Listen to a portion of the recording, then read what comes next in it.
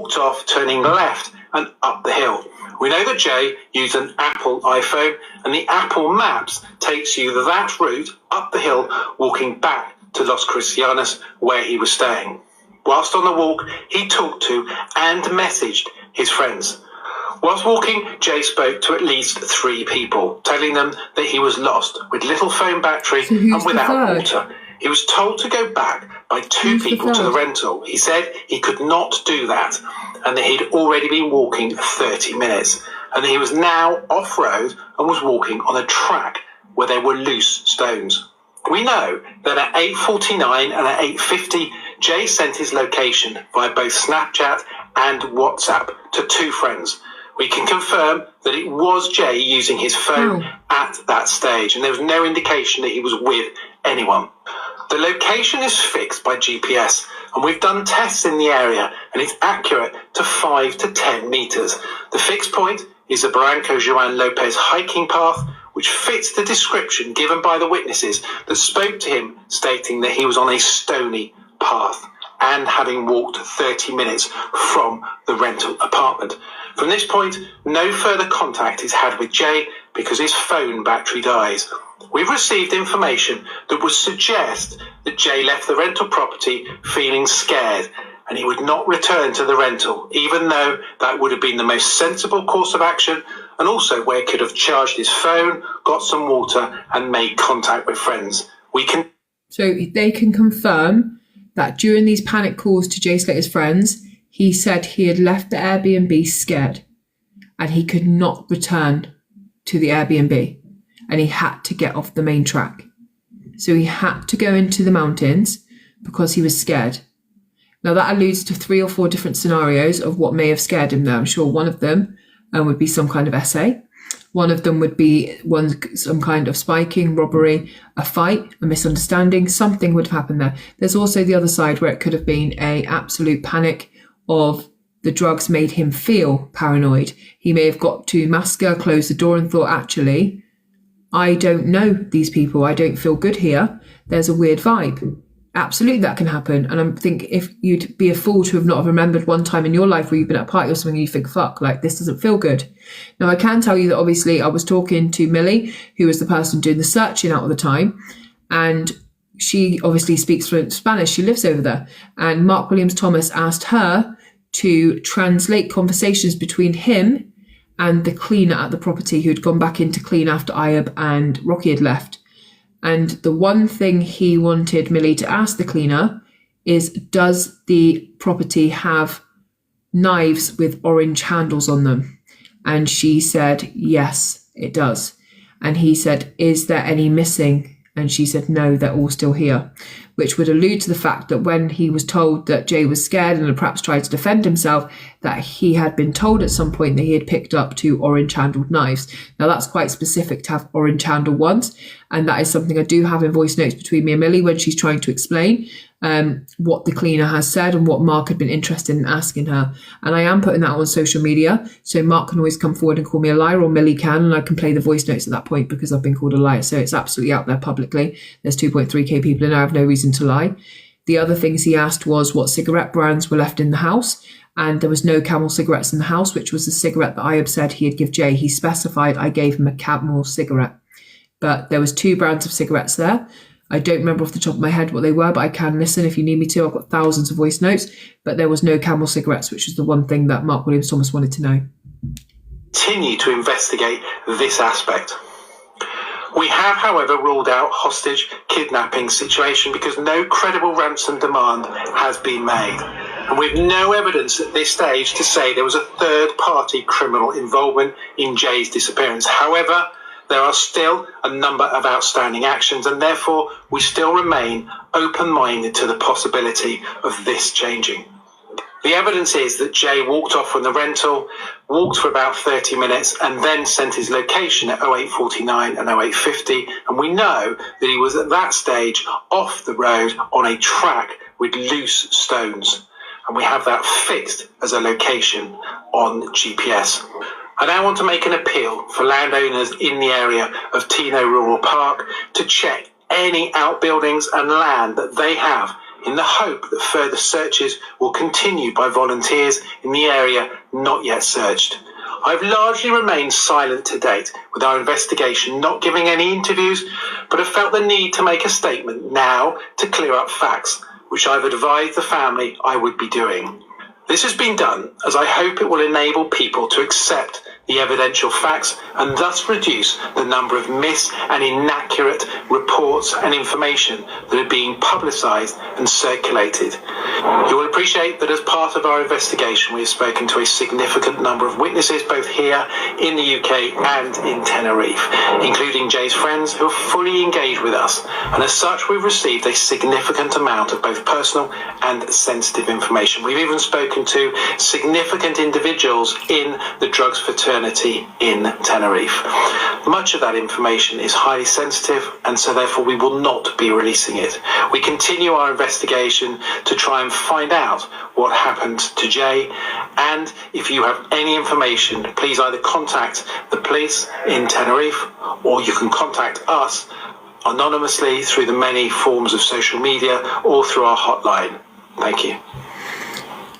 So that's Mark Williams Thomas, right? So what I find a problem with these, like, we've completely ruled out hostage or kidnap situation because there's been no ransom, but his case went massive straight away. So anyone who's working this case who kept your kind of mind open would be like Madeleine McCann. At one point, she could have been a ransom kidnapping, but once they started putting out her collarboma and the fact that she had such a rare appearance, there was no chance they were going to make a ransom or she was ever going to be found alive. Now, also, we have with Jay Slater, it went massive overnight. Social media took off. There was millions of views a day. Now, if you were ever thinking we're going to take Jay and we're all of a sudden going to come forward and ask for ransom, they were never going to do that. It was too big. So he can't rule out those things. I don't also see how he could have told that it was definitely Jay Slater on his phone at the time the last ransom were taken. You're also saying, like, we've got loads of sensitive information. He died, what are you talking about now? H, go away. Well, just get rid of anyone. If people don't want to be in the life, they don't have to stay. We've talked about the new information. We will again in a bit, but right now we're going through the case because 2,300 people have sat here waiting to go through the case like this. And if you don't want to, you don't have to. Yeah, it's all very well and good saying, like, we've ruled out this, we've ruled out that. But what Mark is not saying is he's not telling the truth. Like, you're now saying, like, nothing untoward's happened, but you're also saying he fled from the Airbnb scared and couldn't go back.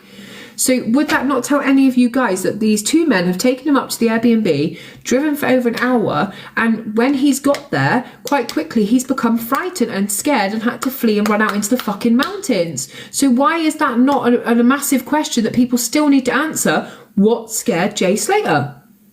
Now, if it had been something where he had had a paranoia episode, why aren't these fuckers just saying that?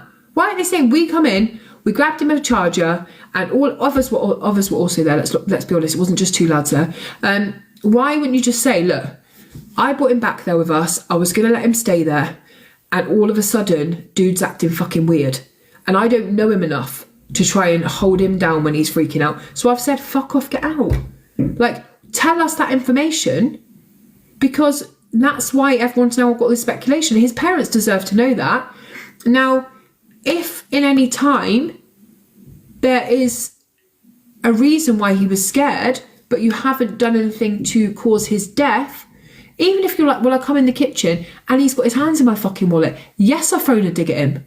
Yes, I've said to him, you little prick, get out of here. I've drove you up here to my home and you're now got your hands in my fucking wallet and I've given him a slap. Say that. If it's been that, you know, he's come up and he started kicking off or he's got a bit weird, say it. But if it was just that simple that Jay Slater left and he went into the mountains, like Brad is saying on the TV interview, after the Mark Williams Thomas, Jay was scared, Brad said he's laughing. He's tripping up stones. When in that call when he's laughing, Brad, is he telling you, look, I've left there scared and I ain't fucking going back? He has definitely told Brad or Lucy or Brandon in those phone calls, if he spoke to those three people, he has told them why he's scared. I don't care what anyone says. Lucy's saying to him, right, if you've never ever listened to one thing I've ever said to you before, boy, you're going to listen to this. You need to get back on that road. Why didn't she say, Jay, why were you scared? What happened? She knows Ayub really well. So why ain't she saying, Jay, what has he done? Let me phone him and tell him to leave you the fuck alone. Hang on, let me get you back there. What? She obviously knows. Because if one of my kids, my friends, anyone phoned me and said, fuck, I've just left somewhere scared, I'm like, what the fuck? Who's done what? Who's done what? I'm coming. Like, I need to know if you're safe. Do I need to phone the police? Whatever's happening. I ain't going if you've got water, have you got cigarettes, where are you? How long is it going to take you to get back? Please go and have a look on the map. How long it's going to take you to get... I'm not doing all that. I'm like, why are you fucking scared? Who's there? Like, it doesn't get... I don't know if Lucy's too scared to tell the truth, because Lucy put herself all over this investigation very quickly. Kiki's always the best mod. Please don't ever bin Kiki in the chat. Bun her even. Kiki's done it for herself, to be fair. So then we're going to go to... This coming Monday will mark 4 weeks since Jay Slater went missing. You know, the two men that took Jay back to their rental apartment were key people to speak to. And as a result, I've now spoken in some detail to one of these men, Ayub Kasim, who was known as Johnny Vegas. And I've also identified this guy. He is so clued up and he's confirming everything. He's calling Ayub Johnny Vegas. Why don't you look at the other guy? Because Ayub was known as Whispers.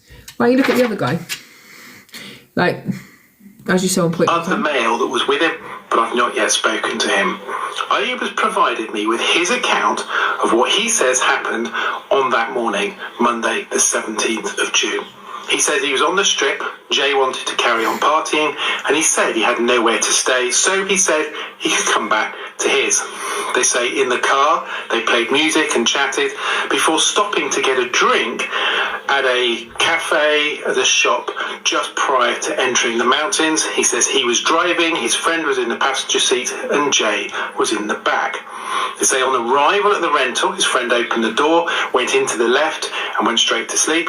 Jay walked in behind, followed by him, and when gone inside, they went upstairs, and Ayub then said to Jay, the sofa's yours, here's a towel, here's a blanket, have a shower if you want. Jay asked for a cigarette, and Ayub said, I've got some Camel cigarettes, and put one on the side. Jay then asked for a phone charger, and he said, go into my friend's room, he's asleep, take his charger, and you can put your phone on charge. There was no charging point by the sofa. Yes, there was. Ayub says he then goes to sleep, and he's woken by a buzzer. Ayub says he comes down the stairs. Jay says to him, what's that annoying noise? Which was the doorbell. Ayub says he opens the door and speaks to a woman and a man, and they gestured that he needed to move his car. Ayub says he gets into his car, and he's starting to move it, and he looks in the rearview mirror, and he sees Jay talking to a woman. He's got his trainers on, so he's about to leave. Jay then says to Ayub, having moved the car, the woman says, I can get a bus every 10 minutes. And Ayub says, he says to him, mate, just chill out. I'll drop you off in town when I wake up properly. He went, no, I'm hungry. I need to get a scram. And the woman told me I can get a bus every 10 minutes to Los Cristianos. Ayub says, he replies, there's no bus coming. This is my green door if you need me. But even that, right, is very strange, right? Guys, if you don't want to sit in the live or you don't want to hear about Jay Slater, like, politely just move on to the next one. Like, no one's holding you hostage here.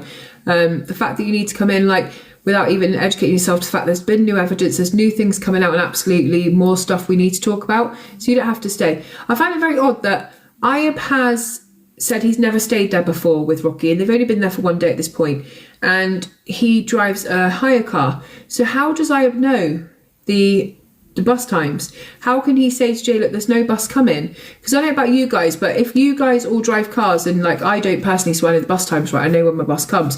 But if you people all like drive cars, you drive your kids to school and all that, do you guys actually know what time your local bus comes as well? Or do you just not know because you don't need to know? And especially if you go on holiday, right? If I was going to go on holiday with my children, I'm like, okay, cool. I am going to find out the bus times because that's how we'll be getting around. But if I've got a hire car, I don't give a fuck what time these foreign buses are coming. So I feel it really bizarre that Ayub's like, no, sorry, there's not a bus coming. Why don't you chill here? And I don't believe Ophelia ever spoke to Jay Slater, because the things that she has said, the way she's blurred things, she said that she saw Jay at the bus stop. Then she's saying that actually as she was coming home, she saw him on his way. She's going home, she's seen Jay at the bus stop, she's gone home, but then she sees him again a little while later, still on the same path while she's leaving her house. So what were you doing? Running your house, doing one circle around and then come back out? What were you doing? Like, that's very bizarre to me that you saw him on your way home and your way out again, being as we know that Jay comes straight off the path. So you couldn't have seen him again on that path because Jay took the side off straight into the mountains. She also said that she wouldn't come on camera. She would only do it from the back of her face when she come on TV. She said some really odd things, and it can't all be true. Exactly, Hayley. I know my bus because my bus comes every 15 minutes, and I have to get on it a lot of the time to go to town, etc., etc. with the kids, so I don't drive. So I know the bus times. But if I ask my mum what her bus time is, she'd be like, I don't know, I don't get on the bus. He says he shut the door. Jay walks away. I don't know, because I've got a feeling that Ophelia did see a boy that morning, but I just don't think it was Jay Slater. He goes back to sleep. He then says he gets a call from a friend of Jay's who says that he's in a ditch somewhere and he's been cut by a cactus. The evidence still strongly supports that Jay left the Airbnb suddenly, walked for 30 minutes before wandering off-road, where at 08:49 and 08:50 on the Monday he dropped a location pin. However, as part of this investigation, we have sought to identify and speak with as many people that Jay had contact with whilst in Tenerife. The result of this digging has opened up an established criminal network with links to drugs, violent crime and theft. You will appreciate that at this stage I cannot expand any further on what we now know. However... So how does Mark Williams Thomas go from there's a criminal network of guns, drugs and money, a serious gang, says that I have covered Daniel Hives on my main account, Comic Crime. He also says that Jay fled there scared. Then as soon as Jay's body's found, he's like, why was everyone speculating? He fell. You were the ones telling us he was scared, that he picked up a weapon in there to protect himself, but he didn't leave with a weapon, meaning someone disarmed him. You were the one telling us that Ayub had gone into too much detail in his statement, that he said, instead of doing a fag, he said, would you like a Camel cigarette? Like, would you like a towel? Would you like a blanket? Go and get this charger. He was being so hospitable for a boy that he had walked back an hour out of his way when he could have just dropped it in his own hotel, which was just near the strip. Like, why did you bring him back? And why did Jay believe that he was travelling all that way to Masca with you when he had a bed at his hotel? Like, why? Unless he thought he was partying, you were going to get wrecked with him, there was going to be someone he'd want to see there, or his friends were with him, meaning they were all staying together. He weren't going with you. He weren't going without Brad, Brandon or Lucy. He wasn't. They knew you, he didn't. This boy was wired off his nut enough to be already a little bit paranoid and feeling a bit sketchy. He definitely was not just like, cool, yeah, let's stop, get a drink. Can you take me an hour out of my way and then we get there, just say to me, go to bed? No. And why would you think that a boy wired up off his head was just going to come in and sleep on your sofa when he had a much better place to stay in a hotel? Makes no sense. At this stage, I'm unable to say if this network has anything to do with Jay's disappearance, but remain open-minded as we continue to investigate. They will. I've had no involvement with the physical search. Mine has been the investigation. But to help, I've asked my team to pull together an interactive map which will show the areas that have been searched both by the Guardian Civil, local search and rescue teams, and a local search team who were joined by TikToker Callum. That team have been very crucial in terms of covering areas on foot. I also want to reach out to anybody else that's searched the area. Please provide me with your records of search areas, and then I can put that into a map and we can have as good a definitive map as possible. My thoughts at this time remain with Jay's family and friends. This coming Monday will mark 4 weeks since Jay Slater went missing in Tenerife. Firstly, thank you to all of you who have made contact with information, either via email or direct messaging on social media. All of those messages have been read and noted. Overwhelmingly, people have wanted to share their own theories or tell us about something they have seen on social media or read online. I can assure you that we are monitoring the social media platforms and Facebook groups, so there is no need to contact us regarding anything you've read or seen online. Amongst these many contacts, we have received valuable information that we've been able to turn into useful intelligence and evidence. I would urge again and appeal